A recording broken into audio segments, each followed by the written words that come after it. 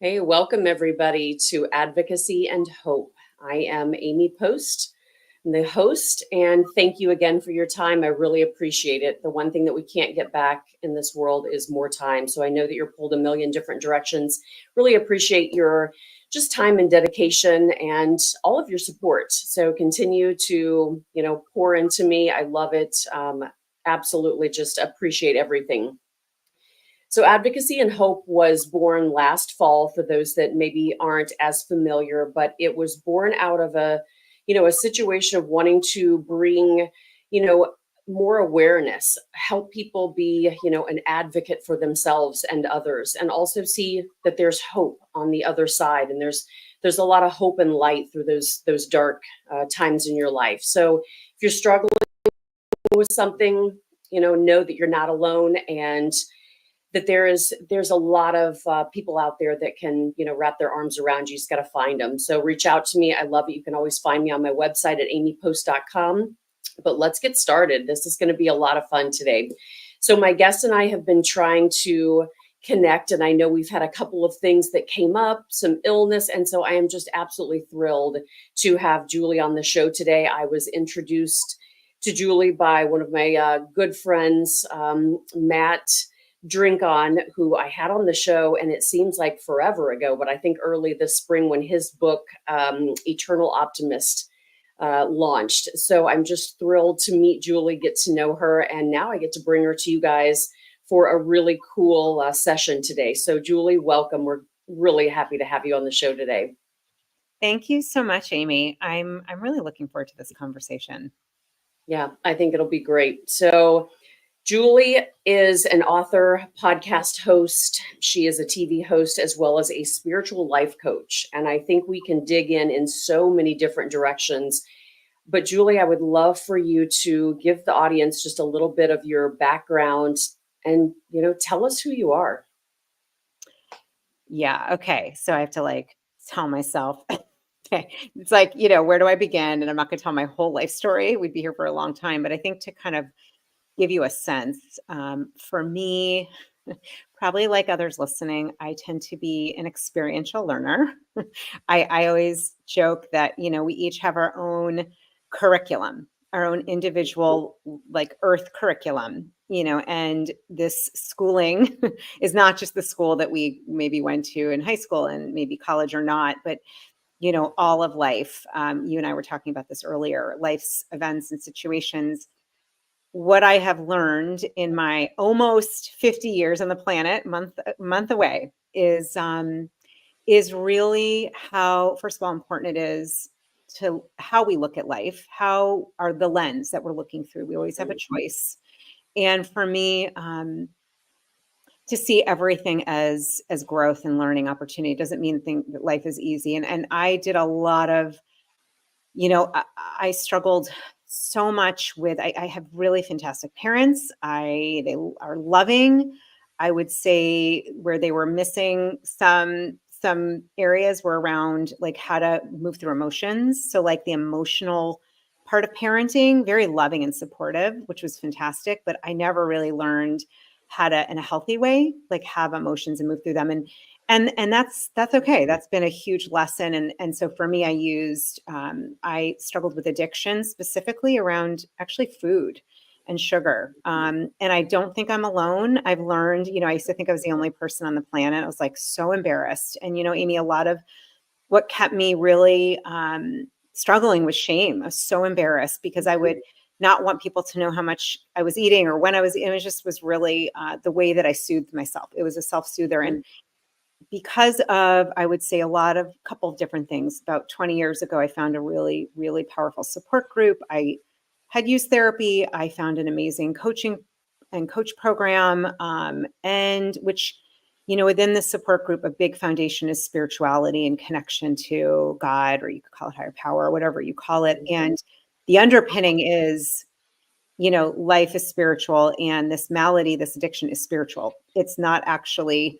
It's about the food. It's about my relationship with myself and my relationship with God, with, spiritual connection. And I was really lucky that set the frame, the foundation for a huge lots of life experience and learning. And to just wrap it up, about 10 years ago, I was working, I had a really good corporate job. I was working in HR actually for Panera Bread. I was opening tons of stores and hiring everybody and dealing with like leadership development. It all looked good, but it felt like something was missing. And I just really felt at a deep level in my soul, I was meant to do more. I had gone back and gotten a master's degree in health and wellness coaching. I'd also studied integrative nutrition, and I had this strong spiritual foundation. And that it just gave me the courage. I left my day job at the time, was a single parent at the time, very graciously ended my first marriage, which was the right choice. But at the time, it was a lot to be going through. And I just knew I kept getting these messages. It's time to do something different. You're here to serve. And your serving now is great, but it's not the level you're here to serve at. And I started my own business, no trust fund, no saving. Like I started it myself, with nothing, knowing nobody. And that was 10 years ago. And it's been incredible journey. And I feel like I'm really on the path where I'm supposed to be. And I always joke, I say that, and we could talk about it, God is my employer and my director, and everything I'm doing needs to go through that first. So that's been a very different way of living life than how I was doing it before. Mm-hmm. I think that's amazing. And, you leaned into that shame and leaned into that addiction. And I think just to let, any at any age, just letting people know that, it's okay to lean into those types of things. We don't have to put them under the rug and brush them aside and never deal with them or look at them ever again, because I'll guarantee you they're in that backpack on your back. They're with you. You're lugging them on your shoulders and lugging them around all the time. And, it's great that you have turned it into something so positive and so wonderful to help others. Yeah, there's a great phrase, and it's something I've been back again dealing, really looking at and moving through, is what you resist persists. So if there's something there that, if it's shame, if it's anxiety, if it's, sadness, whatever it is, one of the lessons I've been going through recently, and I just started sharing about it, is really getting that, we are here to experience everything. I think there's a lot of focus on, and I'm a big believer in, we manifest what we focus on. However, as human beings, we're meant to have the range of emotions.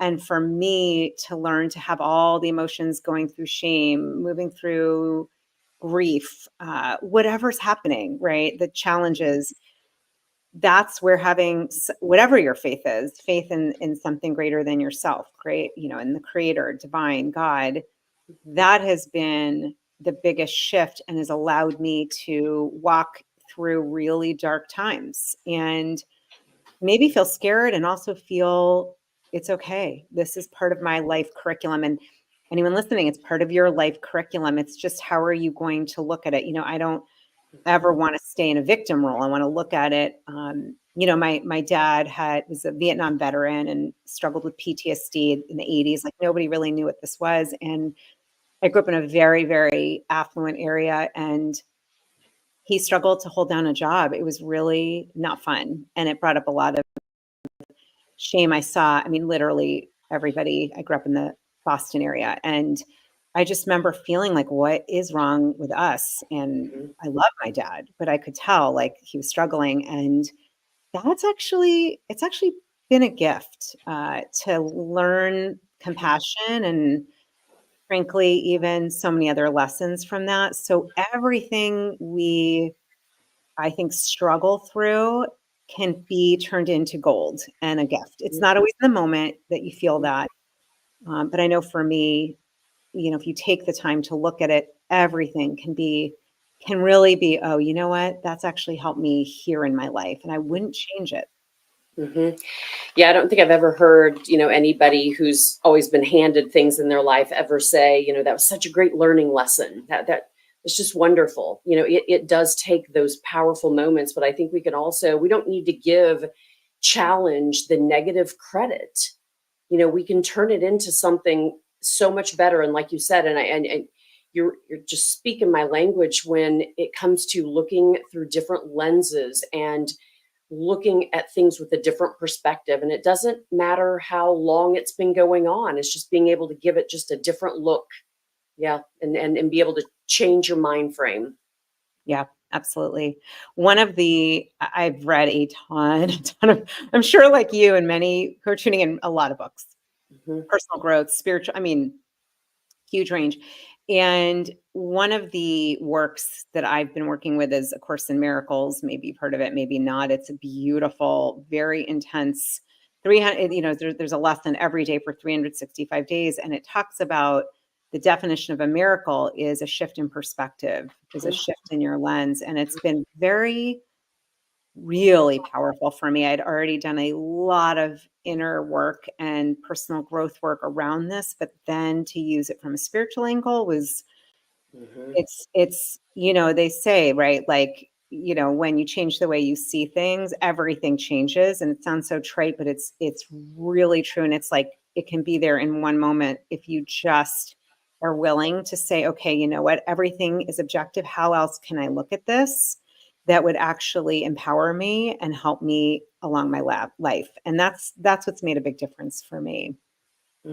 Absolutely. I think more people really need to know this and feel this, especially, my kids are, 13 and 17, and growing up in this world, it's very different from, how we grew up. And, you know, now we don't talk about, they don't talk.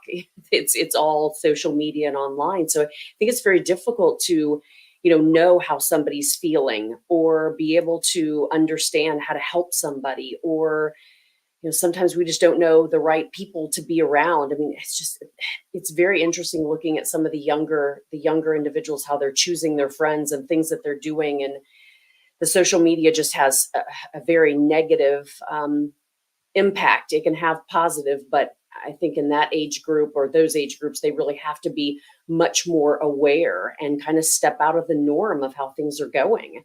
I talk about my kids, talk to them all the time about, you can stay in a rut. A rut is a very easy place to stay, and feeling sorry for yourself, and you're the victim, especially if you have those around you that are helping you stay in that rut.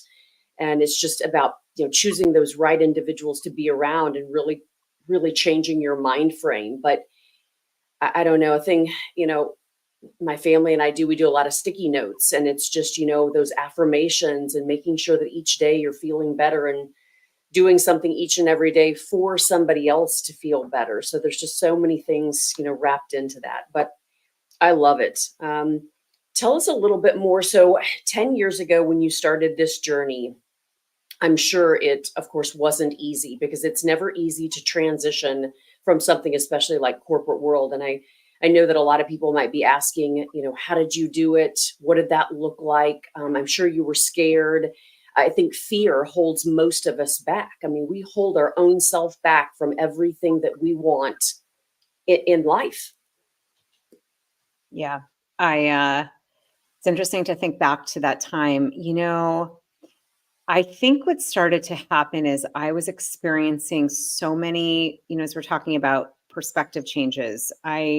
In working, I was coaching with a very powerful personal development program. I had worked with a coach there. I had been, doing my support group work, inner work, and I started to see the value, you know, of coaching. I mean, to the point, like it changed my life. It really, I worked with this coach. He later, this is the crazy thing. He later hired me to work with him, which I thought was unbelievable. But, he had asked me a question that changed. It was a life-changing question, because it changed my perspective so deeply that it was like, oh my gosh, if my whole life can change with a question like that, I have to do this. So that passion, that why was like the kindling fire, Amy, that honestly, yes, there was fear and there was like, what are we doing? But I gotta say, I think the fire of I must help other people with this was so strong that it kind of burned through, that it just allowed me to move forward. And, I had just finished my master's degree. I'd coached other people through the practicum, and we had 4 people in the practicum, and each one of them wanted to stay on and pay me. And I remember thinking like, you do. And like, I don't even know what to charge you. Like, this is on the side. This is just for fun because I'm, it's a good little marker when you're something that you're so passionate about, you really would do it for free. And at that point, that's what I was doing. And I thought, oh my gosh, okay, you want to pay me? Isn't that interesting? Okay. And I just kept hearing, my inner guidance said, you must do this work. You're here to do this kind of work. And I didn't really know exactly, I didn't know that was going to mean a book or a TEDx talk or a podcast or some of the things I'm doing now. I had no idea, but that fire to be of service and help people shift their perspective because it's life changing. It is in the best way. That was so strong. That really helped. And, at the time I used to be a personal trainer. I had like 2 personal training clients. I had 2 paying coaching clients. And that was really it. I mean, literally, I remember because it's been just 10 years now. I left and I thought, okay, well, I know how to live below my means. This is one of the gifts of always having multiple jobs. I always was somebody with 2 to 3 jobs in college over the summer. I think not being handed things, I just knew I can always keep myself afloat. And so, I was making not a lot in my corporate job. I mean, that's a whole other conversation, but like I knew how to live. And I thought, okay, if I can live, if I can do that, which I've been doing, I'm fine. And so I just thought, okay, I'll buckle up and live below my means. I know how to do that. And it's so interesting because that blossomed. I mean, I ended up meeting somebody when I then started teaching kind of like a barefoot yoga class. It wasn't yoga, but it was like that at a community center, beautiful area. And I met like all of these incredible women who then hired me out in different ways, one with her husband's company, one with as a physician. I did health and wellness coaching with her weight loss patients. And then the next thing I know, I have I'm teaching 8 to 13-year-old girls how to be empowered with movement and affirmations. And it filled up so quickly. And that was like the beginning of it. I mean, so much has happened. I've tried to track it. And I just kept following, you can think of God. Sometimes I've heard this acronym of good orderly direction.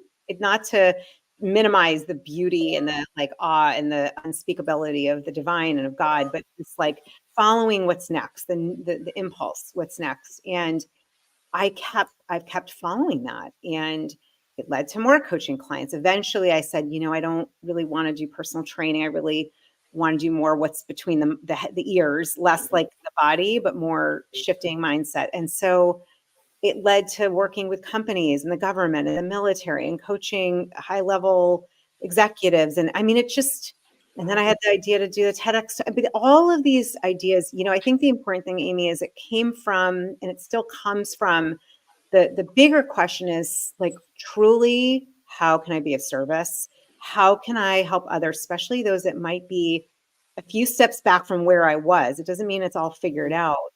But that has been the burning fire. Like, how can I help others? How can I be of service? I absolutely feel that is my role here. And it keeps expanding. And it's like, don't underestimate what God has in store for you, for each of us. And it's going to look different for each of us. And so that's where, don't compare, do not compare. And I do believe it's not a laid out plan for me. It's just following the impulse, following where spirit is leading me. And that has been the success equation for me. And by success, I don't just mean financially. I mean like what's filling up my tank and filling my heart and being of service and adding value. And sometimes that means done many things that are pro bono. I've sometimes been in these quandaries of I don't know what's next. I had that earlier this year and I had to take time to pause. But I'm telling you, when you ask, how can I add value to the world? How can I share more light and heart and love? Watch out. You will be guided, and it's going to be specific to each of us, to our gifts. And that's kind of the fun part. I'm starting to get images and ideas and seeing, oh my gosh, okay, this is next. Wow. All right.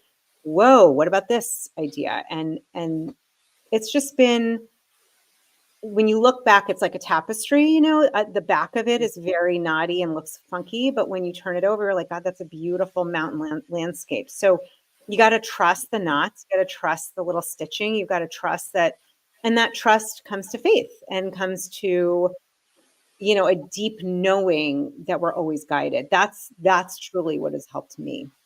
Mhm. Yeah, and I think just knowing that, we have to go through certain things to get to the other side. And, for those out there listening, it's interesting, and I may have mentioned this in some of my other podcasts, and I think these conversations come up where, you finally found what just lights you up and gets you up in the morning and you love what you're doing.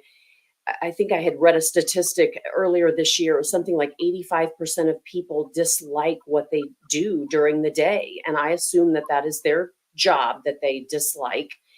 And I found that I remember the moment that I think I read it somewhere, and I remember just this sad feeling in my heart thinking, why aren't more people able to do what they want? I get fear. I understand that. I think fear is it can be crippling, but also, hearing stories like yours and so many others, it's so beautiful to see how you just want to give back and do, great things for others. And I wish more people, seeing this today will just, follow their dream and follow their gift and their purpose. And if they haven't found out what it is, I think just sitting in silence in those moments and just kind of having those conversations with God or whomever, and just, where are you supposed to be? I don't know. Did you have those conversations as you were really kind of one foot in each kind of corporate world and then trying to transition? And Yep. did you spend a lot? I'm sure you spent a lot of time listening, just listening to the universe, listening to God, I assume. Yeah, such a good point and question. And one thing I will say is that for me, it wasn't overnight. So, you Right. know, I'm not advocating like go leave your job and start something Right. irresponsibly. What happened for me was I first of all noticed this like deep desire that as I was, even before I went to get my master's degree, I didn't know I was going to go back. I was a psychology major. I thought about being a therapist, but it just didn't, something about it didn't sit. I had a public Mhm. health background. I always thought, well, I'll know what I need to know when I need to know it. I had done a program at Georgetown in organization development. I loved that, but I was like, no, that's not it either. I want to. And when I was in my crisis of, I was really going through a dark night for myself, I had this coach in this program I was in that really shifted my lens. And I was invited to coach in that program. I was still working full time.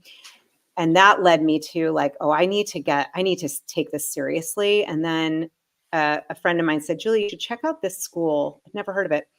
And it's just this most incredible place that has a brick and mortar master's degree in health and wellness and coaching, but from an integrative, holistic perspective. And one of the things, Amy, that we had to do, I had a mind body science class. I mean, I was learning, so lucky. This is 14 years ago, some of the things that we know now, epigenetics and mind body science and neuroplasticity. I was learning that in school. We had to meditate and I couldn't do it. I was so, my nervous system has done a major U-turn because I've really worked on it. And I remember my teacher's like, okay, I have never seen somebody like you.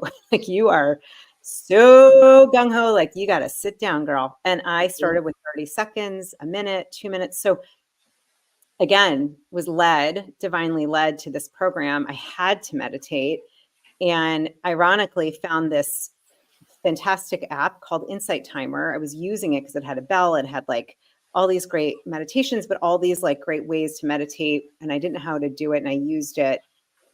10 years later, I have like hundreds of courses and meditations on there. I mean, it's just starting with wanting to give back. But that meditation, having to do it and learning to be still changed my life and allowed me to really, we cannot hear this greater God voice if we're in the noise. For me, I couldn't. And what I started to hear and discern was, I kept hearing it and writing it over and over again, like, this, you must follow this, your passion, this is what you're meant to do. And by the way, like it has iterated, right? It's not just coaching today. There's a lot more to it, but you follow like that that love energy, you follow what lights you up. And what's so interesting, I mean, I remember this because I was kind of at the point where I was like, I don't want to be here anymore at my job. I just felt like it is so routine. And, I had two jobs in one. I felt underpaid. Like I started to go into this victim mode. And what I heard was, no, you're going to use what you just learned and you're going to change your perspective.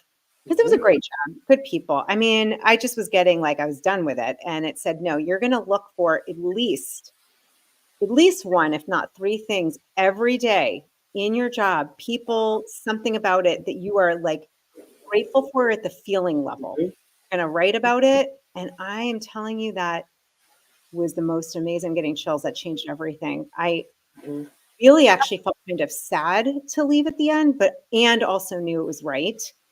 So I got a lot, it gives all guidance, it's all getting silent and being guided. And it wasn't overnight. I did this program and then I got my degree over 2 years. So it probably took about 3 years in total. Mhm. But at the time, finally, when I was ready to leave, 2014, it was like, I heard this is it. I gave them like 4 months notice. I was nervous, but it didn't, the energy of wanting to serve and help people and follow my heart was so strong that I just knew at a deep level, like, I don't really know how this is going to turn out, but I know that I am being guided at the deepest level. I just know that, and I'm going to follow that. Mhm. I love that, you're talking about the gratitude. I think the sooner that we can be grateful for something or several things, especially, any all the time. But I think the moment that we stop being grateful is the moment that our life kind of goes off the rails.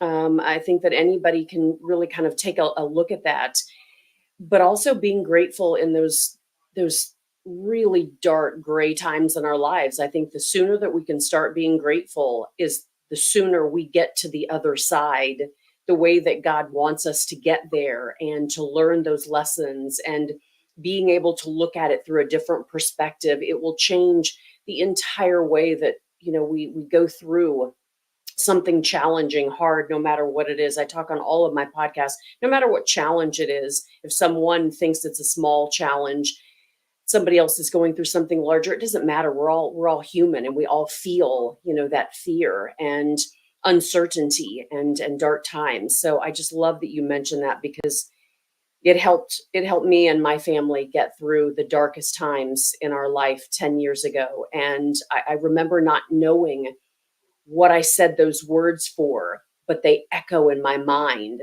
every moment now. And writing my book and hoping that people see that ability to be grateful and blessed and count your blessings through even the darkest of times, but no matter what. And I think with a change in something like a massive career, I mean, we have to, we know what our bills look like. We know how much we owe XYZ, unless we are really determined to sell everything in our life, downgrade the house, sell everything. It's very difficult to make those changes. And so I think just having that gratitude is absolutely so important. I love that you mentioned it. Yeah, and I think one thing I'll just mention about it, because I'm someone who can be as like heart-centered as I am. I don't know if it's through my upbringing, growing up in the Western world, like I can get into my brain, the left brain, kind of analytical, like, okay, I'm gonna focus on gratitude and I'm gonna think about what am I grateful for. And one of the biggest breakthroughs for me was when I realized that's good. It's good to start with writing it out. Absolutely. What's way more powerful is, they say the most important journey you can make is the 18 inches from your head to your heart, is to get into how do I like feeling that gratitude. And I think something I would just add is it doesn't mean you don't have hard feelings. I mean, for me, this has been my life lesson. I can still feel scared. I can feel angry. I can feel confused. I can feel, envious or whatever's coming up to be loved, right? To be held. And that's the power of this work we're talking about. It's the and I can also feel incredible gratitude, because in the end, I know this is for me. It's for you. It's, that great quote. It's not just happening to you. It is for me, for my growth. It's part of the curriculum. It's part of your Earth School curriculum. That's how I look at it. And feeling that gratitude has made all the difference for me, so that it's like turning the light back on, right? It's a whole, I actually think it's healing. I think it's healing to our body, to our cells, to our energy, to relationships. And so I would encourage anyone, if you're listening and you've been like, yeah, I feel a little stale with it, go into like, where do you really feel it? And maybe where do you feel it in your body, and what color, I mean, whatever it is to make it come alive. But gratitude is one of the elixirs, I believe. And to me, it's like our umbilical cord to God, hmm It is, and I see, the younger generations, feeling perhaps maybe they don't know what that looks like. They don't know what gratitude means sometimes. I think we're kind of losing the battle, and it starts at home, and it starts with just very simple things each day of being grateful for something. But I also know that will shift your mind off of being selfish and off of yourself, and it's incredible what then that complete transition does in not thinking of yourself all the time. You're thinking of other people as well. If you can be grateful for someone, or just think outside the box, and really not just make it so inside this small little square box of what we're thankful for. I mean, yes, we sit around, at the Thanksgiving table, and say what we're grateful for, thankful for, but that shouldn't be the only time of the year in our lives that we do things like that. I think that if it's just, I can put a sticky note, I put them on my mirror, I put them on my computer, I switch them up. I mean, we'll put them all through the house. And I think it's just fun things to do, but it also just really gets you to kind of take a step back, take a breather. Like you said, just, you've got to have those moments of just like silence to let it come in and recognize what you really are thankful for, and things will come to you that you're not even realizing, and that's some pretty cool stuff as well. No, absolutely. I've come a long way from I guess what, 12, 13 years ago when I didn't meditate, to now it's not 100% every day that it's 25, 30 minutes, but most days between, I would say 15 to 30 is my goal. And what I've been noticing, Amy, is it starts to happen naturally. And for me, what I've seen a really good place to start, because I'm in awe of it, is just start with like, your heart is beating and you did not pay for it or do anything for that. Your lungs are taking the oxygen and eliminating carbon dioxide. Your trillions of cells are working in excellent order. Even if you got a cold, you've got something going on, your brain, you're able to think. Like, if for me, I find going like in my body often is like this place of, oh my gosh, so much is working well. Even when I've had injuries or other things happen,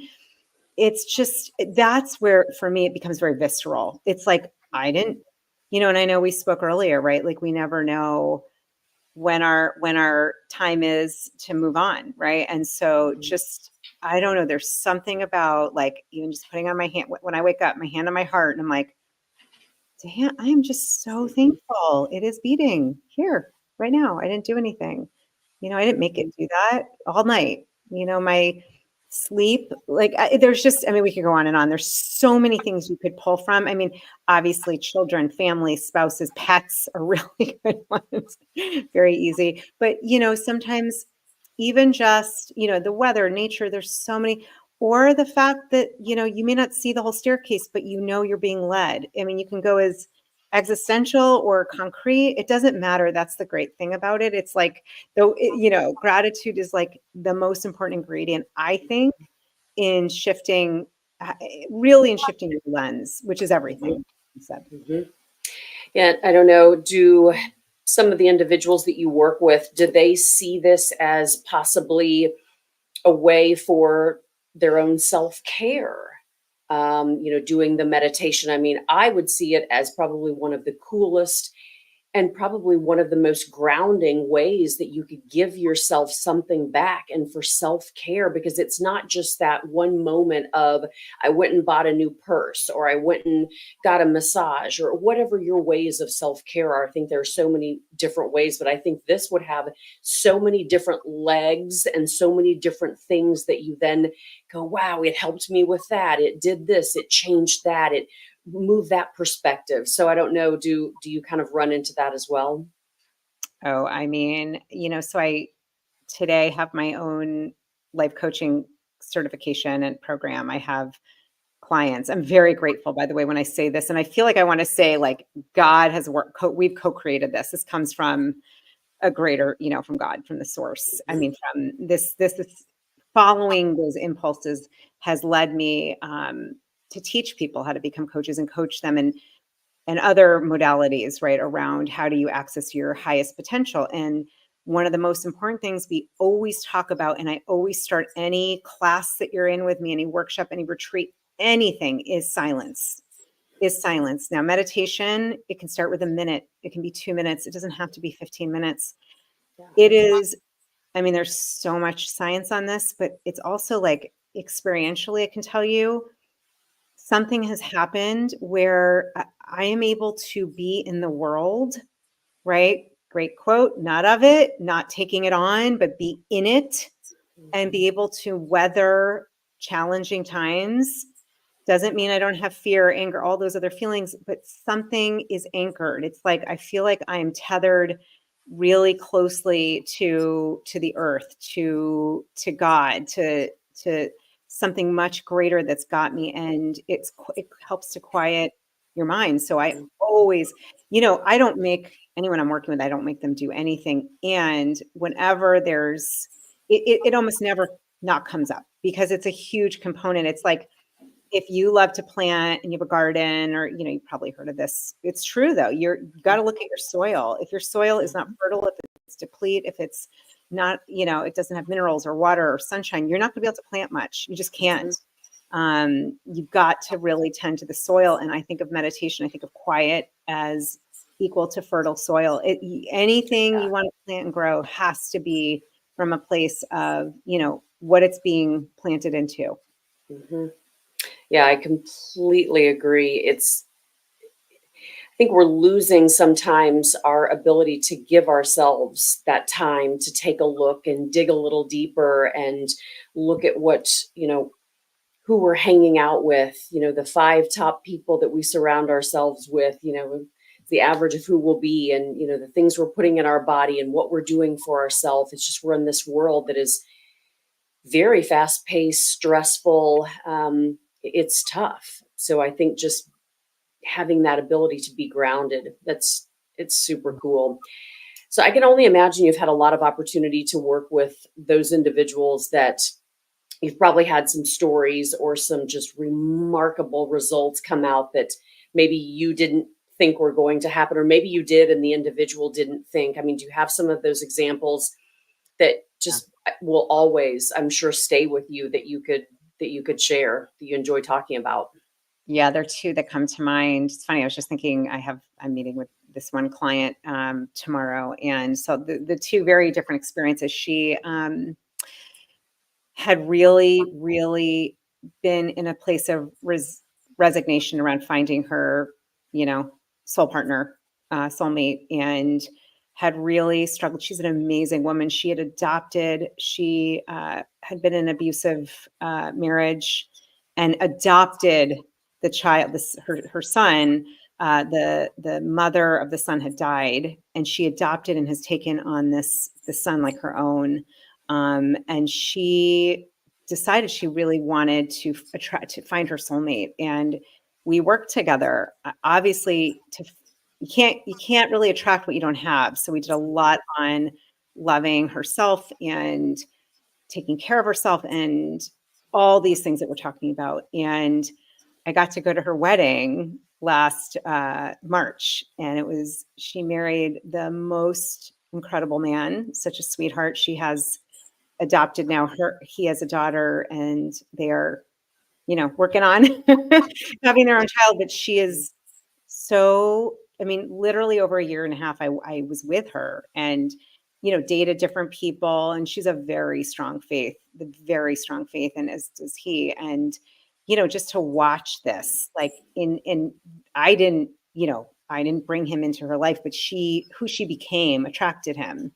And they're so happily married and doing beautifully. And it's funny. Her parents were like, "Thank you, thank you, thank you." Like we have been waiting for her, and it was so cool. He like adores her. It's a beautiful union and marriage, and that was amazing. I actually got to do a little prayer at their wedding, and it just felt like, oh my gosh, this is such a gift. Like I could see it was possible, but you have to, becoming who you want to be takes time. So that was one client. I've had so many different clients over a long time, but another client who's actually now become such a dear friend, had a background in PR and was a TV producer, and just, lost her father who was in the military. He died of a heart attack when she was 11. And she'd had a lot of trauma from that, even though she had been doing very well in life and in her business. And we worked together. She ended up writing an award-winning book, all about owning your authentic power. She has shifted her lifestyle. She's, married, 3 children. And she's living her most aligned best life, right? And a lot of other aspects kind of had to shift for her to make some changes in her life to deal with the grief, and then of course to write this book, which won a lot of awards. So that has been incredible. I have a former gold medal Olympic skater that I'm working with. That's a whole other story. She has changed her whole life around. She had a DUI and ended up having to go to jail. She's going to be open about this. We're going to be talking about it soon publicly, and she is sharing it. And she's just in her own time too, reshifting how she does life, not from that place of, obviously, when you're training for the Olympics, it's incredible amount of energy and time and a very, very tough mindset to have. And she's learning how to meditate and like really go within. She's changed her whole life around and may not be a gold medal today, but she feels like it is so aligned. So I mean, it just varies. I've worked with military, high up commanders. I mean, it's just, and Wow. different kinds of things, but it's always that same, how do I really follow the footsteps of what God has for me, what spirit has for me, what my higher self is calling me to, and how do I prepare myself for that? How do I honor that? And it can show up in a lot of different ways, right? Through healing, through health, through business, through success and career, through doing less maybe. So anyhow, it's been really amazing for me. It's a gift to do this work. Mhm. Yeah. So it sounds like a lot of those that you are working with are looking for their gift. They're looking for their purpose, or is that correct? Or is there something else or a few other things that you're feeling that are the hardest struggles that we're dealing with? I know there's a lot of them these days, but what are Yeah. you finding that are our hardest struggles, me included, and everybody out there Yeah. probably? Yeah, myself too. I mean, so for a long time I got hired to work with big companies like Under Armour or Care First. And even when I was working with people in a corporate or military or government setting, it always came down to, are you loving and honoring yourself? Are you finding time to get silent, to follow, you know, the good orderly direction? Um, to me, the bottom of the bottom of what we're really looking at is worthiness and trusting yourself and trusting and having faith that you are never off the path. I tend to get a lot of people now, the term I use is being your youest you, your Yeah. connecting to your highest potential. I'm obsessed with it. I always see acorns, and I'm obsessed with them because you look at an acorn, you look at an oak tree, and it's like, oh my God, that's us. We started as an embryo. Look at us now. I mean, look at us. Like, look at everyone listening. Look at you. Like you're an oak tree, but the oak tree can be stunted, and I do find without support, without somebody, not for everybody, but for many of us, having someone who can really see the greater vision, sense it, hear it for it, and be help to really move into that, what's next, I'm obsessed with, our highest potential, because I think for me, I almost missed it. I almost, I could have stayed in a life and in a job that was fine, but it really wasn't who I was and my highest potential. So really learning to do that, that's going to take something. That's going to take overcoming probably fear and realizing worthiness should not even be on the table. We're all, we're all children of God. We're all worthy, like, period. We're worthy. Even missing the mark, making mistakes, all the things we do, we're still worthy. And in fact, I think it's actually a better way to say it is beyond worthy. Flip it on its head. It's not whether I'm worthy or you're worthy. It's how do you want to serve? How do you want to add value? How do you want to give to brothers and sisters that you may or may not know? Like, I really think when you pull it back, it's how do I want to share and serve and make an impact? And that, when you come from that angle, as I said in the beginning, that's where you find the magic and the miracles. Yeah. I mean, it's deep. But it's so cool. It's so beautiful to think that that's somewhere that you could go and you can actually get there. So I can only imagine what your days, entail, being able to see, people move through this process or these processes and really be able to see themselves in a different light and something maybe completely different than what they see, believing something that somebody else sees, I think could probably be potentially difficult too.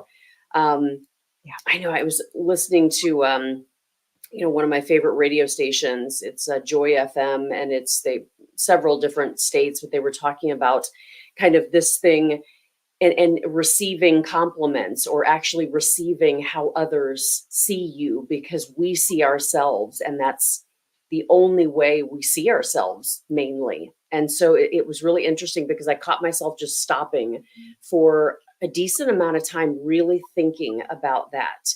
And at first it didn't sound like much, but I really kind of just, after I finished driving, got to my place where I could stop and really think about it. It's so true. It really is. But I'm sure you just see these miracles happen and just these flowers blossoming, blooming, when people really realize who they are and what they're capable of and what their gift is and their purpose, that may have been stirring for a long time, but they just had no idea what it was and where they were supposed to go. But I think too, we've really talked about, and you've touched on, things happen for a reason. Everything happens for a reason at the timing that it's supposed to happen. And everything that we have been through and done before was all leading up to this process. But like you're probably, very familiar with, you're working with people, and they really have to get out of their own head and out of their own way to be able to see what's there for them. Yeah, something I would add that you just sparked when you said that, Amy, is I think one of the things that motivates me, and I, again, love my dad with all my heart. I've seen so many of his dreams, he's 82, and like,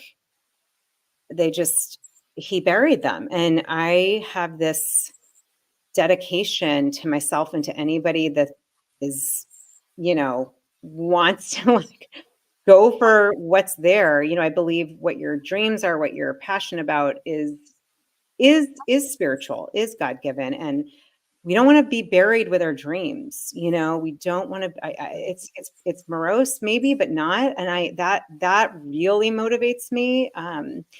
I will say I've been very grateful. I've had a gift where, it's hard to explain this, but ever since I was little, my oldest best friend since I was 5, we're still my best friend today. She said, you always had this thing where you could see it. So when I talk to you or anyone I'm talking to or working with, once I'm hearing and sensing what it is you're feeling moved to do, ways to serve, it's like I've always been able to get a vision of it. I can see it.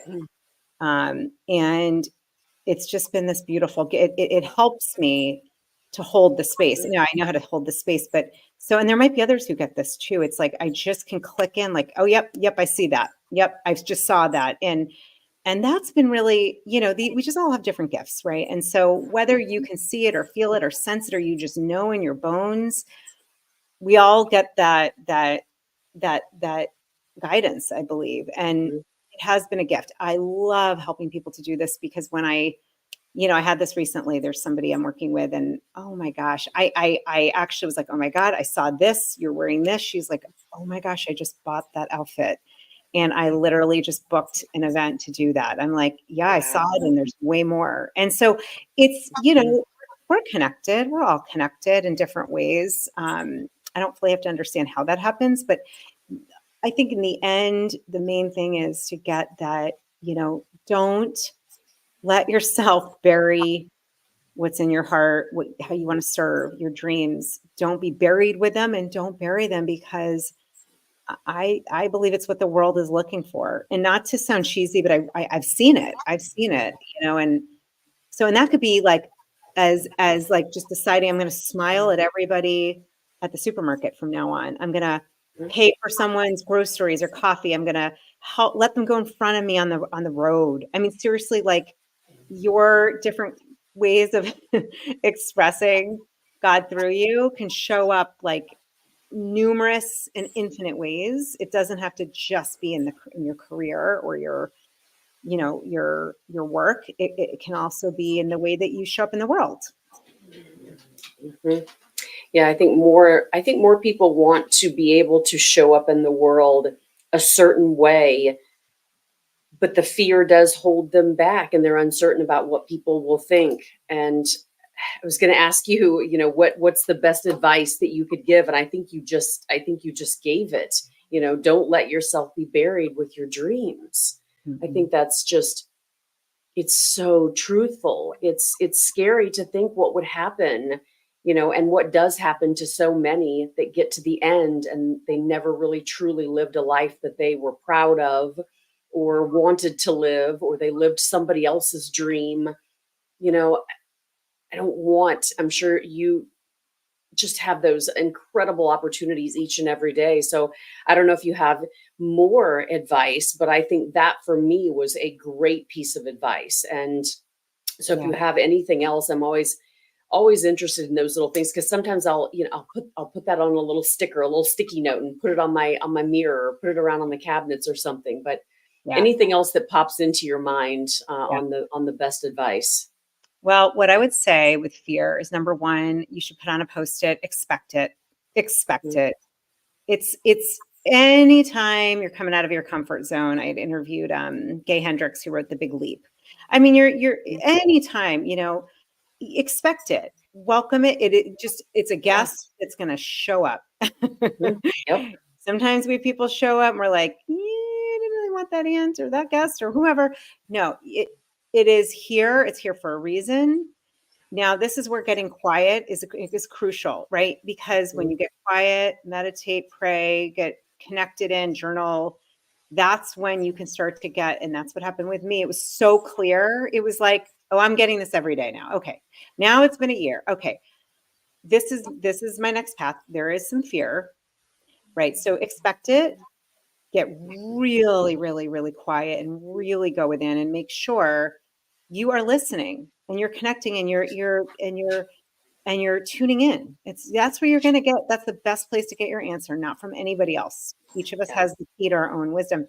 The acronym, I love the false evidence appearing real. Just understand that fear, it's going to be this, it's going to perhaps jack up your nervous system. So make sure you are caring for yourself and your nervous system. That means enough rest. That means eating well. That means quiet, meditation, prayer, whatever that is for you, right?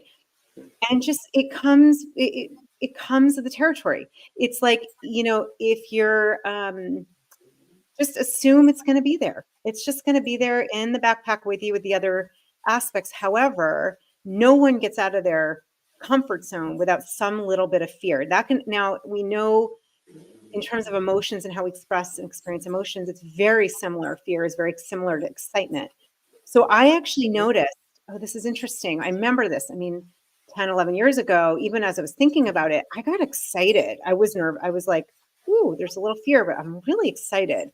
And I focused on the excitement aspect. So just know that it should be expected. If you don't have any fear, I'd be Mhm. shocked. Like, come talk Okay. me. I'd like to know who you are. Maybe you're just so certain. I mean, at this point, I've done this so many times, Amy. I have, oh my gosh, I don't even know how to, I mean, every time I launch a new program, I write about, I do whatever I'm doing next that feels like the next thing. And I have something coming up now that's like, oh goodness, but it doesn't matter. So the fear's there. I'm like, yeah, I'm a little scared. I've done it enough where I've built the faith muscle and the muscle of like, yeah, it just feels a little weird at first that it's like, okay, that's just, yep, bring it in. And I will say, lastly, I'm a big fan of embracing everything like with compassion and love. So imagine like hugging it, swaddling it. You know what? It's okay. Like, soothe yourself. It's okay. You're okay. I'm okay. Like, it feels weird. It doesn't feel good. This too shall pass. And when you know you've been quiet and you're guided, it just goes to the territory. But the coolest thing is when you surpass it and it's like, oh my God, you didn't let that hold you back. And now you're like sailing with God. You're like, parachuting or parasailing. I always think of it like we're like water skiing together. And that is the coolest thing ever. Yeah, I think, fear is just that internal something. It's something telling our nervous system that there's a learning opportunity. There's something there. Lean into it. It doesn't have to be negative. We can turn that fear into something very positive. And I think if we just shift that feeling of fear and shift that feeling of change to always being a positive outcome, it's not going to be without work. I mean, not much that's worth anything in life comes easy. Our life lessons, our path, our journey, our road, it gets there. So I love that. I think that those are really great things that people can take, put it on your sticky note. I am totally a sticky note fanatic. I have them all over the house. They're everywhere. They're in my bags. That just, to remind yourself, because we need those reminders. But give them to somebody else, hand it out. I mean, it's just such a fun, cool thing to do. So I love it. This has been fantastic. I've really enjoyed being able to kind of learn a little bit more, but also just I've seen you, all over on social media and the way that Matt also spoke about you and just things that you do I was wondering if you kind of had that intuition, and I'm glad I kind of that you spoke about that, because it sounds like you really have found your gift and tuned into it and welcomed it and just open arms, everything, I'm sure, good, bad, ugly, everything that kind of came with the transition. Super cool. So Julie, let everybody know, where can they find you, follow you? What does that look like if they want to look you up? And I mean, and also just consider, taking on some of your sessions that you might have for coaching and just kind of getting to know you a little better. How can they find you? Thank you so much, Amy. No, I appreciate this conversation. I always say, I love going to the deep end of the pool. That's kind of where I like to live. We definitely did. The best way to find me, one would be my website, which is juliereisler.com. And it's spelled like REI, like the store. I always say that. And I have all the information on there about to work with me, coaching certification, all the other programs, a lot of free things. I have a ton of free courses and meditations, and just, I'm a big believer of just really, how can I be of service? So even if it's something like a meditation, I'm also YouTube. If you just look up Julie Reisler, I have a lot of interviews, but meditations and things on there as well. And then on Insight Timer is another place as well to look me up. But I love connecting with others, especially anyone that's like, yep, this, like, I love to hear, did this help you? Did this get you thinking in a different way?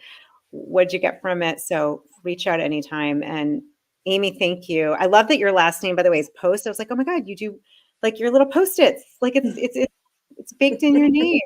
And I love that, notes to remind us. I'm huge on that, have them everywhere. And for me, just this conversation, it's a reminder of, yeah, we're meant to manifest these dreams and what's wanting to come through us. And that's ways of being of greater service, making an impact. Don't bury it. Don't forget that we're all worthy of doing that, and that, we're being led. God's here with us. Absolutely. Don't go to your grave wishing that you would have done something or telling somebody something or doing something to change your life or being your authentic, unique self. I think that that is, we all deserve that. So if there are those out there listening today, look Julie up. I can't wait to just really kind of see what people are in need of and send them your way, because I mean, honestly, it's just, I mean, don't wait another day to feel incredible about yourself and find your gift and purpose and lean into it. As I mean, everybody's heard my story. I mean, I dug my heels in as hard as I could, and God was just offering, something to me that was, very, very beautiful. So I just welcome everyone to, just lean into it and just offer yourself that ability of just silence and quiet and give yourself grace.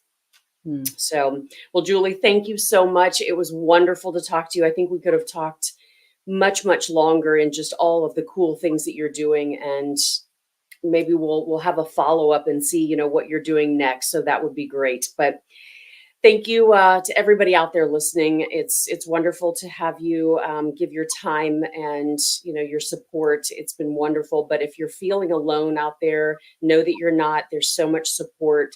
There's so many ways that you can, contact somebody and really just see if that's the right person for you. So maybe that's Julie today. Maybe she'll be that right person for you and really just kind of give you the ability to move forward and just transform your life. So thank you guys. It was lovely being here with you, and I'll see you next time. All right. Thanks.